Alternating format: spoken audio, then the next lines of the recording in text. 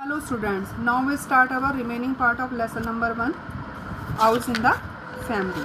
In previous video we study about that there were two owlets found in the grandfather veranda, यानी कि grandfather के veranda में two owlets मिले थे, है ना. एक owlets मिला था, उसके बाद में एक nest से गिर गया था, वो owlets मिला था. फिर उसके बाद की उसकी जो मदर है वो भी वहाँ पर फाइंड आउट होती है, क्योंकि मदर बहुत ज़्यादा चिंतित होती है, एनेक्सियस होती है अपने चाइल्ड के प्रति, और वो ग्रैंडफादर को हिट भी करती है. Okay, now we study about, ये हमने यहाँ तक पढ़ लिया था कि she was evidently feeling sorry of her behaviour, यानी कि जो मदर की जो आउलेट्स की मदर थी वो बहुत ज़्यादा सॉरी फील करती है अपने बिहेवियर के लिए. ठीक है, यहाँ तक हमने पढ़ लिया था. नाउ स्टार्ट विथ कि now there is an unselfish mother for you send grandfather, कि ग्रैंडफादर कहते हैं कि वो क्या कि देखो अब यहाँ पर एक अनसेल्फिश मदर यहाँ पर खड़ी हुई है, यानी कि जिसको कोई भी स्वार्थ नहीं है. It is obvious she had like them to have a good home. तो ये वास्तविक चीज़ है कि कोई एक मदर के लिए ये चीज़ बहुत ज़्यादा इम्पॉर्टेंट है कि वो अपने बच्चों के लिए क्या करती है, वो अपने बच्चों के लिए बहुत अच्छे घर की तलाश करती है कि जहाँ पर वो अच्छी तरह से रह सकें. तो ग्रैंडफादर कहते हैं कि इट इज़ ऑब्वियस, ये स्पष्ट है कि she had like them to have a good home, कि वो पसंद करे एक अच्छे घर को. And they were probably getting a bit too big or to her manage, और वो थोड़ा बड़ा हो सके, प्रोबेबली संभवतया getting a bit too big, थोड़ा सा बड़ा हो सके, फॉर हर उनके लिए, टू मैनेज करने के लिए. So the two owlets became regular members of our household and strangely enough were among the few pets that grandmother took a liking. So तो अब क्या था कि वो जो टू आउलेट्स थे वो क्या थे बेटा, वो रेगुलर मेंबर बन गए थे उस घर के, और strangely enough were among the few pets, और वो जो वहाँ पर जो अमंग द पेट्स, कि वो जो वहाँ पर बहुत ज़्यादा जो पेट्स थे जिनकी ग्रैंड मदर टू के लाइकिंग टू, जो ग्रैंड मदर जिनको पसंद करती थी वो उनमें शामिल हो गए थे, यानी कि उनके और पेट्स के अलावा जो ग्रैंड मदर है वो उनको पसंद करती थी. She objected to all snakes, most monkeys and some cows, but she took quite a fancy to the owls, कि शी ऑब्जेक्टेड, वो थोड़ा सा ऑब्जेक्शन करती थी स्नेक्स के लिए, मोस्ट मंकीज़ के लिए, क्रोज के लिए, लेकिन वो बहुत ज़्यादा फैंसी थी, बहुत ज़्यादा प्यार करती थी किसको, आउस के लिए. And frequently fed them on spaghetti, और बहुत फ्रिक्वेंटली उनको खिलाती थी स्पैगेटी बेटा एक प्रकार की डिश होती है जो आउस खाते हैं. दे seemed quite fond of spaghetti, और वो बहुत ज़्यादा वो शौकीन थे स्पैगेटी के. इनफैक्ट वास्तव में the owls became so attach to grandmother that they began to show affection towards anyone in a petticoat, including aunt Mabel who was terrified of them. अब क्या है इसमें बताते हैं कि जो अब देखो जो कोई भी किसी को खिलाता है तो वो उसका फॉन्ड ऑफ हो ही जाते हैं, इनकी किसी का जो रेयर करता है, पालन पोषण करता है. तो like that owls are more attach to grandmother, कि जो आउस थे वो बहुत ज़्यादा अटैच हो गए थे, प्यार और करने लगे थे ग्रैंड मदर से, और वो बहुत अपना प्यार दिखाते थे. कि अब देखो उन्होंने एक इसमें देखो पिक्चर में देखो एक पेटीकोट टाइप से पहन रखा है, कि कोई भी जो पेटीकोट वियर आउट करता था वो उसको ग्रैंड मदर ही समझते थे. तो क्या थे, they begin to show affection, वो प्यार दिखाते थे टूवर्ड्स एनीवन, किसी के प्रति, इन ए पेटीकोट, जो कोई भी पेटीकोट पहन लेता था. पेटीकोट यानी कि like a skirt, including aunt Mabel, और इंक्लूडिंग एक आंट मेबिल थी उनको भी शामिल कर लेते थे. But she was terrified of them, लेकिन वो क्या थी, वो बहुत ज़्यादा उनसे डरती थी. किनसे, आउल्स से. तो वो आंट मेबिल भी पेटीकोट में जब होती थी वो उसको ग्रैंड मदर समझ लेते थे. She would run shrieking from the room every time one of the birds slided up to her in a friendly manner. कि she would run, वो भागती थी, कौन, आंट मेबिल, कि वो भागती रहती थी चिल्लाते हुए रूम के चारों ओर, जब वो जो बर्ड्स थे वो उसके तरफा मूव, साइडेड अप का मतलब होता है move towards someone quietly and slowly, कि जब वो टू आउलेट्स क्या करते थे, धीरे धीरे उसके पास में आते थे एक फ्रेंडली मैनर में. वो फ्रेंडली मैनर में जब उसके पास में आते थे वो चीखती हुई चिल्लाती हुई भाग जाती थी. Forgetful of the fact that grandfather and I had reared them, the owls would sometimes swell their feathers and snap at anyone trousers.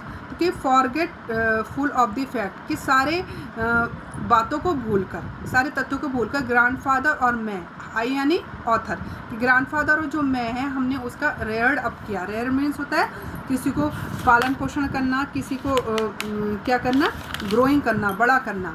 The owls would sometimes swell their feathers, और वो जो आउल्स थे वो कभी कभी अपने feathers को फुला लेते थे। And snap at anyone in trousers, और काट लेते थे कोई भी जो ट्राउजर्स में होता था। तो to avoid displeasing them, to avoid displeasing them, कि उनको डिस्प्लेस करने के लिए, यानी कि उनको नाखुश, उनको अवॉइड मतलब किसी चीज़ को अवेलना करना, डिस्प्लेजिंग से अवॉइड करने के लिए ग्रैंडफादर वोर ए पेटीकोट एट फीडिंग दैम। तो ग्रैंडफादर जो है वो तो ट्राउजर्स पहनते थे, पैंट पहनते थे, लेकिन वो ग्रैंड मदर पेटीकोट पहनती थी। तो ग्रैंडफादर क्या करते थे, उनको खिलाने के लिए पेटीकोट पहन लेते थे। And I settled for an apron, और मैं एक एप्रन डाल देता था, क्योंकि ग्रैंड मदर मोस्टली क्या करती थी, कुकिंग करते समय हम जो एप्रन पहनते हैं खाना खाते समय वो पहनती थी।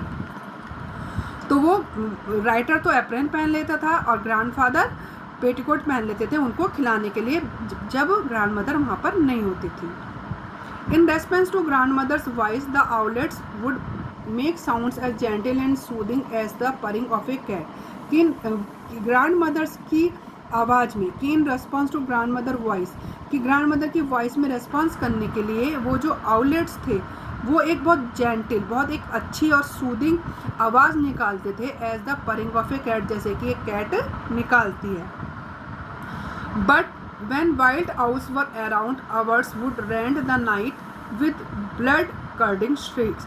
लेकिन जब वो जंगली उल्लू वहाँ पर आ जाते थे हमारी तरफ चारों ओर, जब जंगली उल्लू आ जाते थे कि वुड रेंड द नाइट, तो वो शोर मचाना शुरू, वो रेंड द नाइट यानी कि रात्रि को वो क्या करती थी, ब्लड कर्डिंग स्ट्राइक्स, यानी कि वो डरावनी चीखें निकालना शुरू कर देते थे, शोर मचाना शुरू कर देते थे।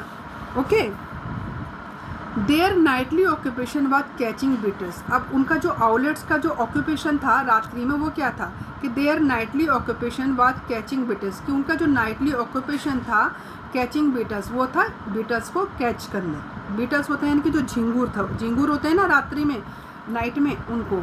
With which the kitchen quarters were infested at the time, जो किचन क्वार्टर्स में यानी कि जो किचन में जाने के लिए इन्फेस्टेड तैयार रहते थे 24 घंटे रात्रि में।